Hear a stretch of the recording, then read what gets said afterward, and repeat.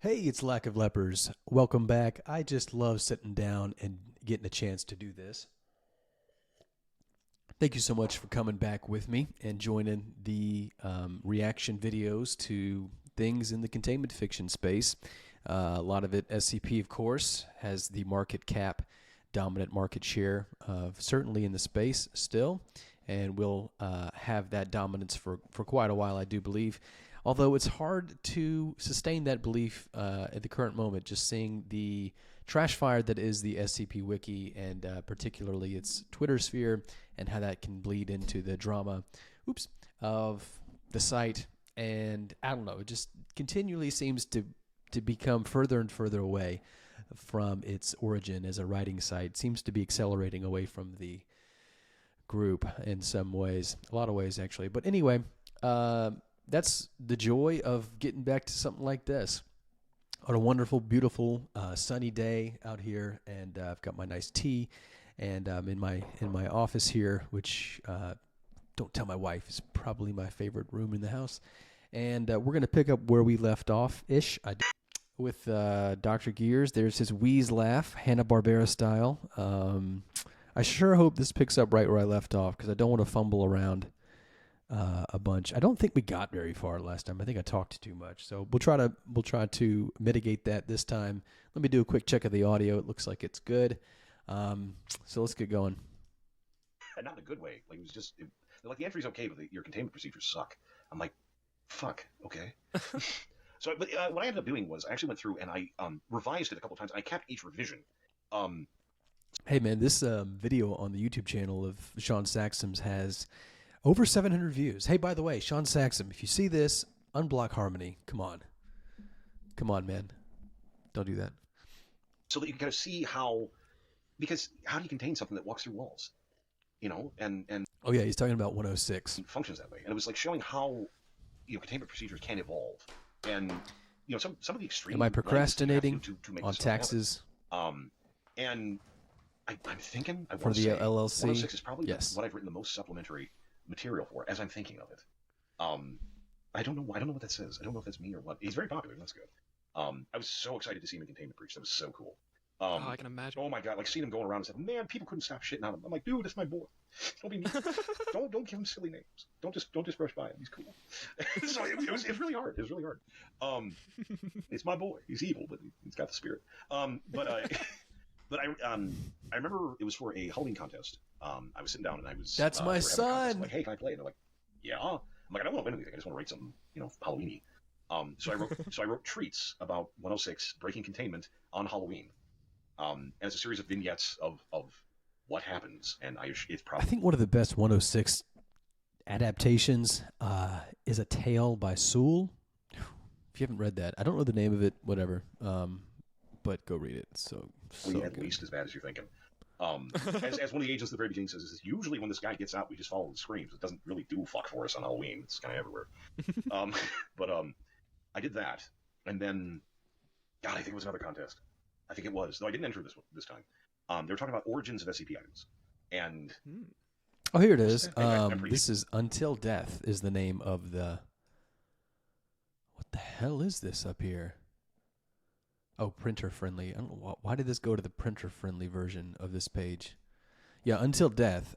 Yeah, I think it had... Oh my gosh, it's a tale. It has 619 as an upvote total.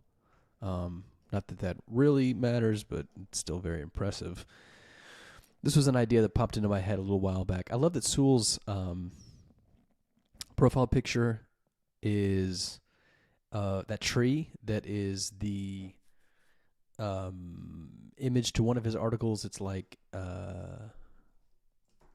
it's about all the dirt. Anyway, I'm getting way off on a tangent here, but the tale is called Until Death. So good. Let's get going. It wasn't. It's fine. I wrote The Young Man, which is, again, my interpretation, my theory for the origin of... And then one of the reasons why I mentioned this is because in the author post, Sewell says, many thanks to everyone who reviewed or read this. I'm definitely forgetting people. Please remind me. And to Dr. Gears, without those treats, this wouldn't have existed. And so that's really what Dr. Gears just mentioned was treats. And God, for a tale, this has 689. Little whistle there, little sibilance. So it's catching up. Who knows? So good. Love this stuff. Of 106, or at least what we see right now. And it's, World War I and awful and, just horrible stuff. And I really enjoyed it. And then I found readings of both of them floating around on YouTube, and I heard people like reading my work, and I'm like, this is so cool. This is so cool. But that was I definitely like the old man because he's very much a boogeyman. He's very much like just a straight up like walk through walls and torture you to death and be this grinning, rotten nightmare the whole time. So I love him. I love him. Thin conceptually though, isn't it? Very cool, very cool. Honestly, I feel like the basic idea of the human predator is just such a great horror concept. I think this is a great direction to take that. And I think that's, definitely, again, I kind of started down that way and ended up kind of going, a bit sideways with it. But just that idea. And if I remember right, there was a story, that I can't remember the name of again. God, I'm really bad at this. Where they talk about 106 being part of a species going way back to like Cro-Mag days that used on us. And he's like one of the only ones left, which is very, very cool. It was a very cool idea. I have not read that. But no, that kind of the human predator idea is very much part of his DNA. But I love that the human predator is like humanoid too. That kind of adds in a little bit of, I don't know, psyche slap. Maybe not as forefront as I intended. Interesting. Well, let me ask you. Excuse me. So you weren't actually an author or anything like this before you got on the wiki, were you? No, not at all. Not at all. Wow, how interesting. So it kind of like sparked your interest in writing then?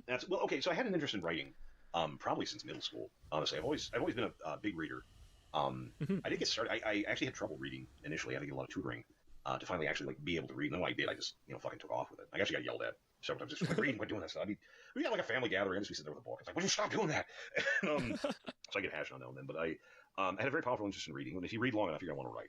If only because you get ideas that don't exist. And it's like, well, shit, I guess I gotta write it now. So I tried to write a little bit. I wrote a few things. Very interesting. Never input and output appearing anywhere. I don't even think they ever made it to the internet. Thank God. That's gonna be one of the things, man.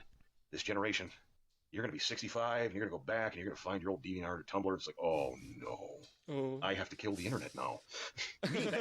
Me, all that old shit is gone. That's gone. It's not around anymore. What a luxury, huh? We didn't have to grow up publicly. It's nice. Thank God. Lucky. I've already had that experience like multiple times in my life, man. I'm terrified of it. I can't imagine. I cannot imagine if shit I did when I was 14. So this is really one of the disadvantages of like brandizing your online thumbprint and fingerprint. If you have a variety of different names, sort of like a tree of names, it's much harder for people to know the embarrassing things about your past that you grow out of very quickly. Like came up now that I'm a old guy, I would this guy just kill me. That's I would leave the internet. I would just change my identity. No, you just have to fake your own death at that point. That's all. Yeah, exactly.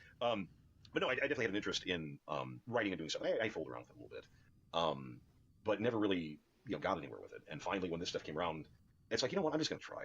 I'm going to give it a shot, and put it together, and it ended up working out.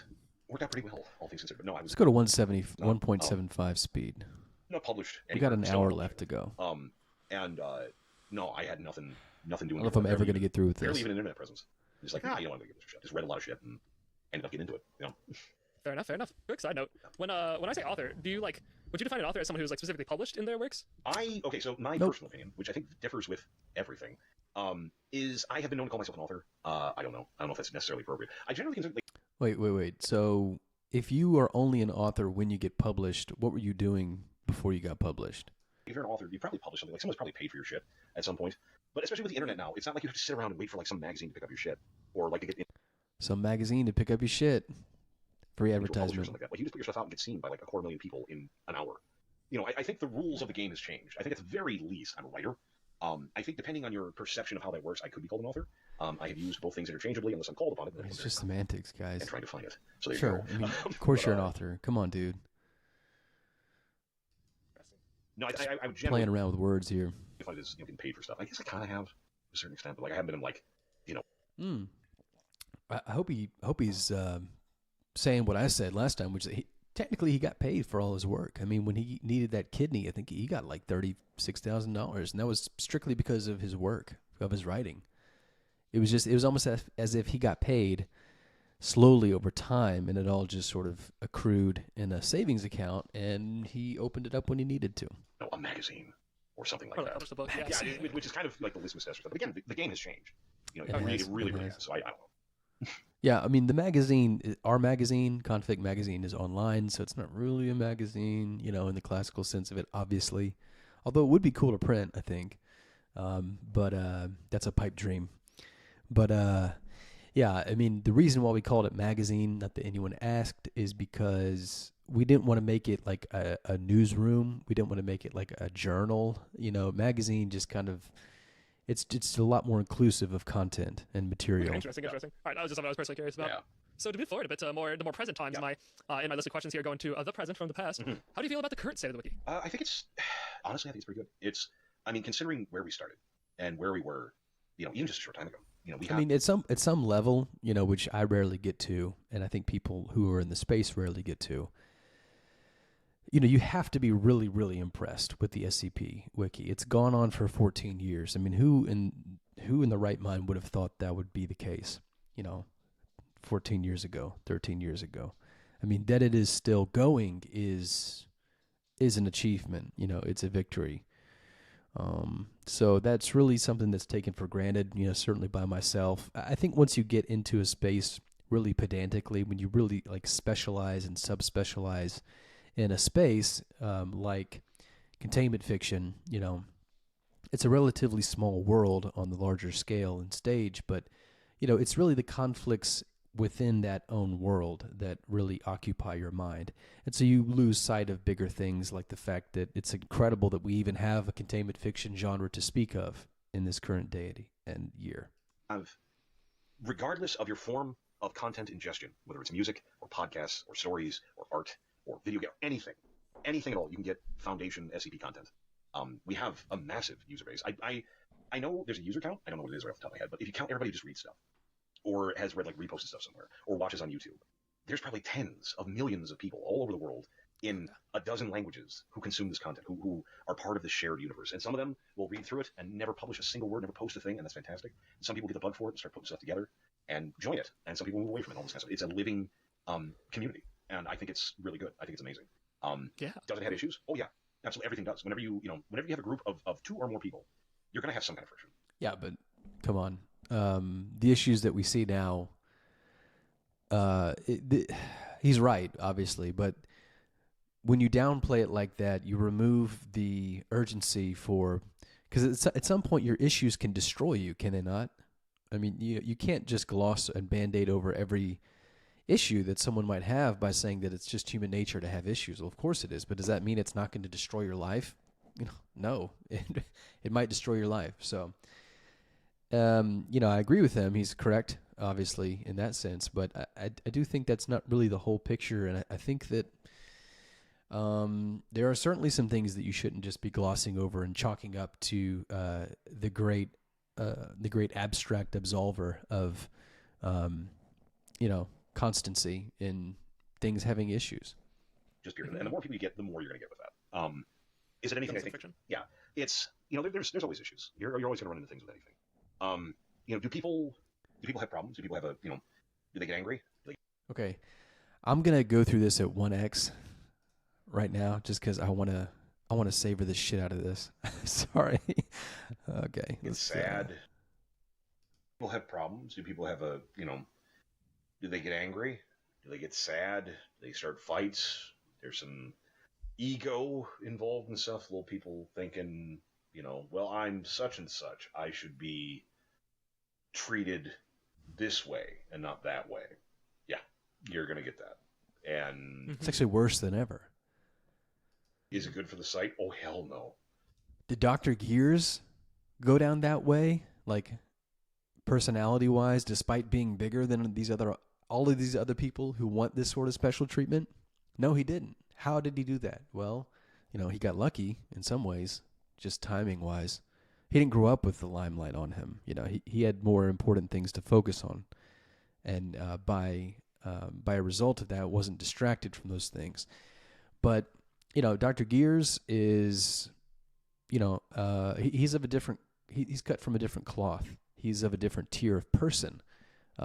He's a unique case where the writing is really justly bestowed upon the virtuous, someone who you would think in a moral capacity deserves that. Unfortunately, that's not the case. Typically, People who are virtuous do not have a monopoly on skill, but Dr. Gears is just a wonderful tandem image of a fantastic writer and really somebody who's handled that fame and handled that success in almost an exemplary way.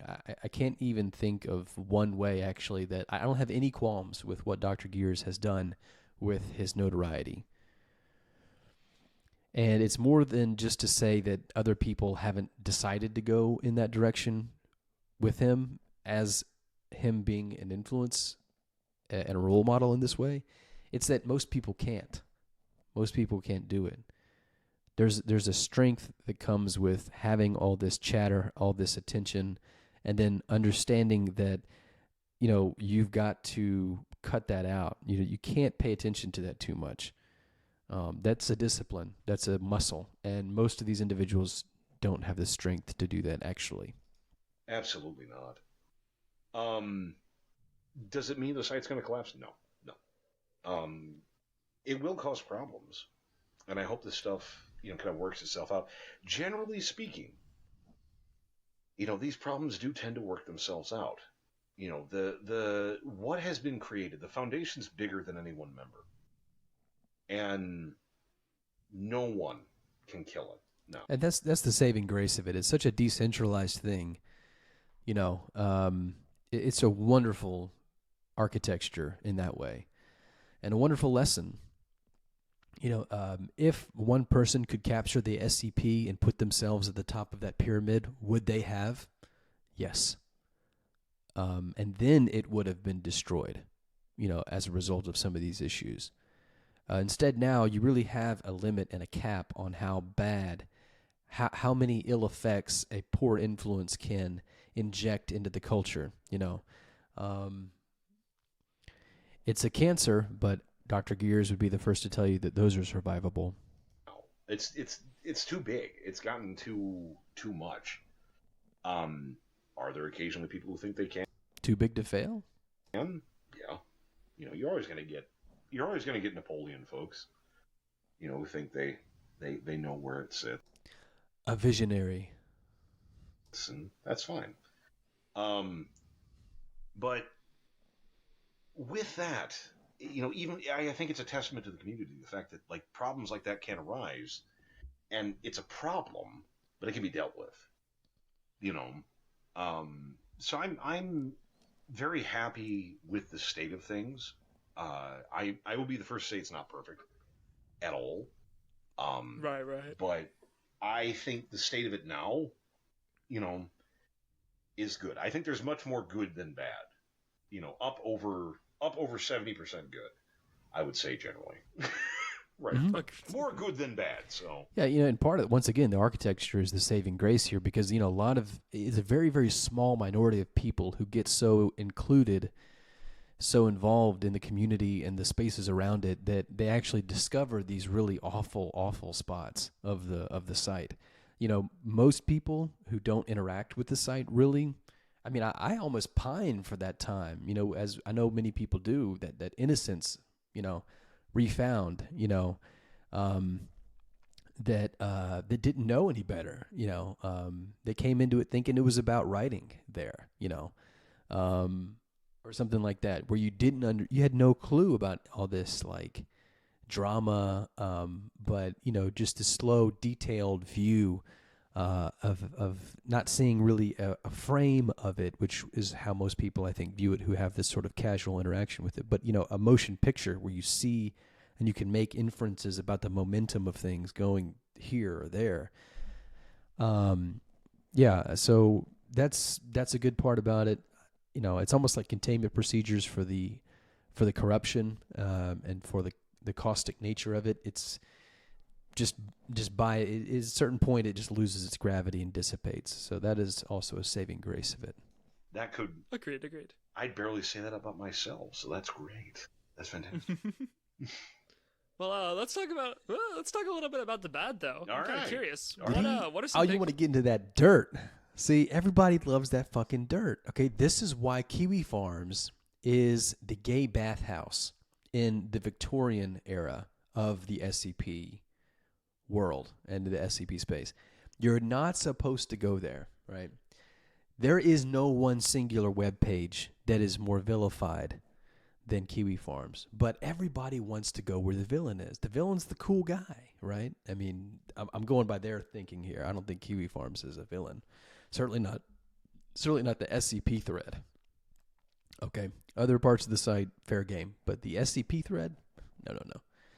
On the whole, and so it's funny because, you know, I'm not saying that that's our like business model, because, you know, we're much more than just like the dirty laundry of the SCP when it comes to like the magazine. I mean, my blog is basically just SCP's dirty laundry as I see it and my own writing.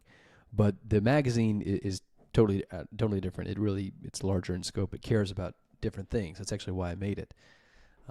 And yeah, but it's interesting because once you do get into the community and you do see the complexity of these developments and really this dirt, you know, and the bad parts about it, you know, the bad parts about the SCP are what's interesting. Okay. And I'll tip the hat to that, because I don't know if I would be doing what I do without the, without the dirty parts, without the bad parts. They're perhaps the most intriguing part about the community. So, you always got to give and take a little bit. There's always something good about that. Would I rather it a community that has less drama? Would I rather it a community that has less corruption? Would I rather it be a community that is more focused on actually writing? Would I like to see evidences and manifestations of that focus way more so than what we see now, where in the current day it's pretty clear that it's not really about writing anymore? When you get into the community, I mean, yeah, that'd be great. Would that mean the extinction of what I do, on things like this channel or my blog? Yeah, probably. I the only reason I'm around is because the situation has gotten so bad, that someone like me and those others who do the similar things to me, are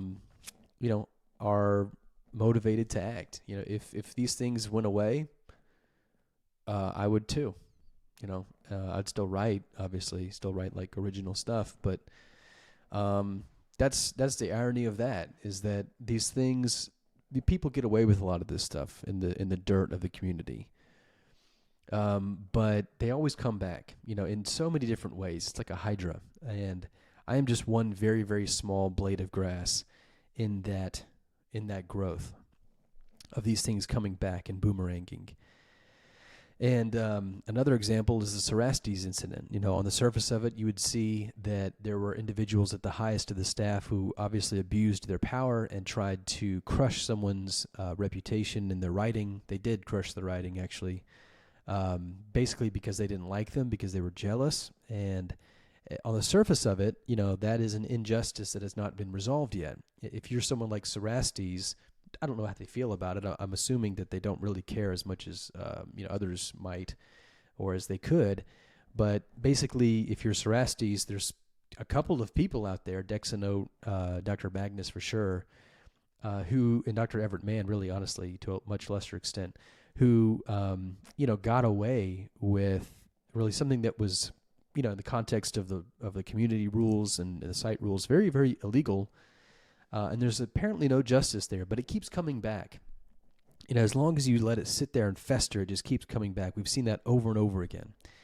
So thanks for joining me this time. Next time we'll get into these deets, the dirty, dirty deets. Let's go. Bye-bye.